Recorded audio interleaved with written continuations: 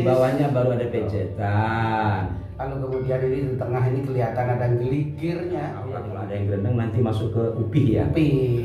Tilam sari, tilam Sihing rezeki datan ono roti.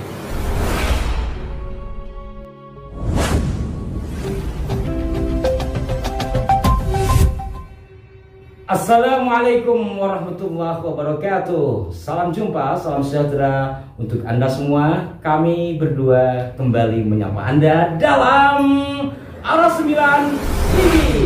Wasi Aji benar. Aji banget. Alhamdulillah masih bersama Ki Cokro dan saya untuk mengulas lanjutan dari edisi sebelumnya dari 5 keris 1 tombak korban kebakaran di Indonesia bagian Jombang.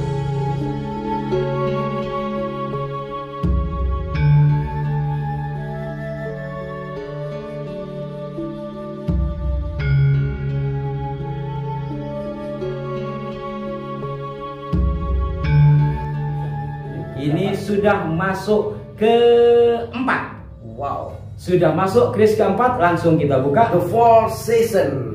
Hasil restorasi dari Denmas Aji, sahabat kami yang bergerak di bidang pekerisan juga perawatan. Tampak dibalut dengan warangka kayu timoho yang sangat sepuh dan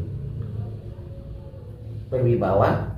Lalu kemudian pendoknya juga pendok punton lama lamen.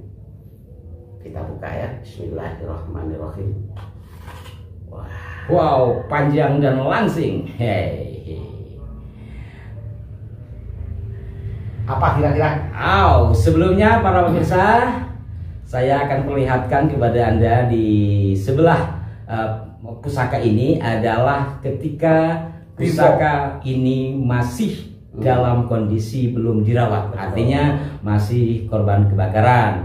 Sehingga setelah diperbaiki, dirawat oleh Denmas Aji, jadilah seperti yang kami pegang ini. Jadi perbedaannya luar biasa beda. Maka itu bagi Anda yang memiliki pusaka-pusaka tidak layak, dalam pengertian tidak terawat, sebaiknya dirawatkan, karena itu adalah bagian dari upaya melestarikan peninggalan leluhur. Baik dirawatkan kepada yang ahli-ahli di sekitar Anda, atau mungkin bisa nanti menghubungi Ki Cokro, karena untuk tapi bukan Ki Cokro yang ngerjain, langsung ada kawan kami itu bukan kepada Denmas Aji lah ya, yang memang amanah dan memang ahli. Berpuluh-puluh tahun beliau bergelut di dunia pusaka, sehingga kami pun berani untuk merekomendasikan kepada Anda. Betul. Baik, langsung kepada pusaka ini.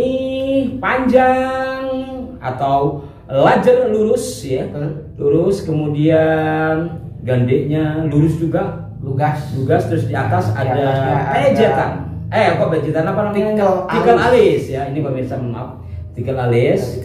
Di bawahnya baru ada pejetan. Lalu kemudian ini di tengah ini kelihatan ada gelikirnya. Oh iya, ada gelikir ya. Gelikir sapi. Nah, terus ke belakang lurus begitu saja. Betul.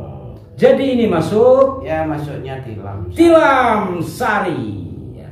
Tilam sebagai itu sering tadi kami ungkas ya. Tilam, ada tilam sari, ada tilam upih, ada tilam apa lagi itu. Ini masuk tilam sari ya.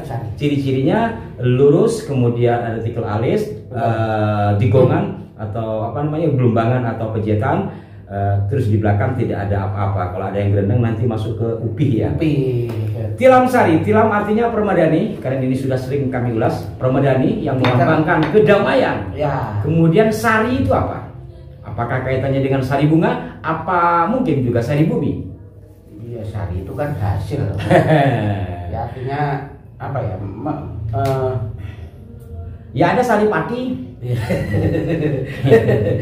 Atau wangi, bisa melambangkan harum wangi gitu ya. Jadi diharapkan intinya tilam sari itu diharapkan mendapatkan tempat yang damai, baik damai di rumah tangganya, lalu kemudian mendapatkan tempat yang istimewa dan dihargai di lingkungan ya, di lingkungan masyarakat, atau mungkin juga di organisasinya, perusahaannya, kantornya, atau di pelbagai bidang apapun yang dilakukannya. Jadi ingat Pak Harto saya sampai nambah pelbagai bidang. Pasti anak SD tahun 80-an ini. Iya toh. Istilah zamanku toh. Jadi pada dasarnya tilam sari atau mungkin tilam-tilam yang lain, inti utamanya adalah perlambang kedamaian, dalam pengertian bahwa doa yang disematkan yang daya ciptakan oleh Sang Empu secara filosofi agar yang kedamaian ini selalu diliputi dengan kedamaian, kesejahteraan, tempat yang diakui keberadaannya, kebijakannya oleh komunitas atau masyarakat yang dia kenal. Iya. Kemudian kita sekarang melihat dari sisi pamor. Ini maksud pamornya apa ini? Pamornya nanti bisa di zoom nanti. Masuknya ini waswutah masuk. Waswutah, beras tumpah. Beras tumpah itu bukan yang beras rusak, beras oplosan yang sekarang lagi tren itu kan ya. Artinya waswutah itu 11-12 dengan pendaringan kebak. Saking banyaknya tumpah-tumpah gitu ya. Iya. Bercecer. Artinya rezeki yang nomplok. Itu kan paribasa. Iya. Paribasa ini koyok rezekine turah-turah. Gitu, berasnya tumpah-tumpah. Maksudnya itu diharapkan rezekinya itu mengalir terus, ada terus. Sihing rezeki datan ono rote.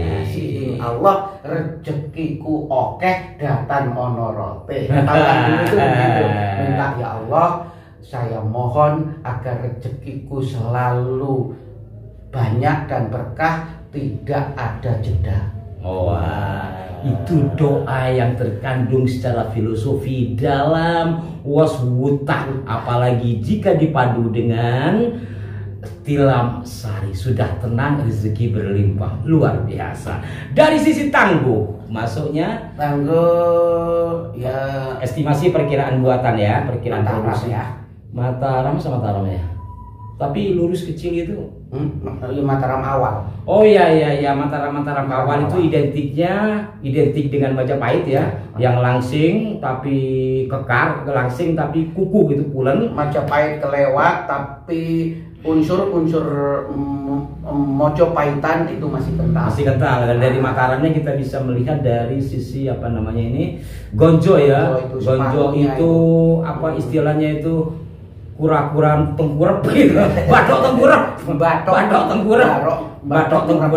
tengkurap kan begini. Artinya kan ada cekungan begini kan. Jadi batok tengkurap, kemudian gande pada bagian depan ini sudah agak miring, istilah Batok Rubuh. Tetapi dari sisi bila masih menyerupai Majapahit gitu ya. Secara ilmu pertangguhan atau apa istilah lainnya, identifikasi lah ya. Setelah identifikasi data dari sisi bentuk kemudian materialnya, maka memungkinkan ini adalah produksi di era-era Mataram awal. Berarti Senopatenan ya. Ya, Senopaten. Wow, kalau dari Panembahan Senopati dibuat sampai hari ini sudah berapa ratus tahun, pusaka ini masih tetap kukuh, bahkan sudah terbakar pun masih terlihat istimewa.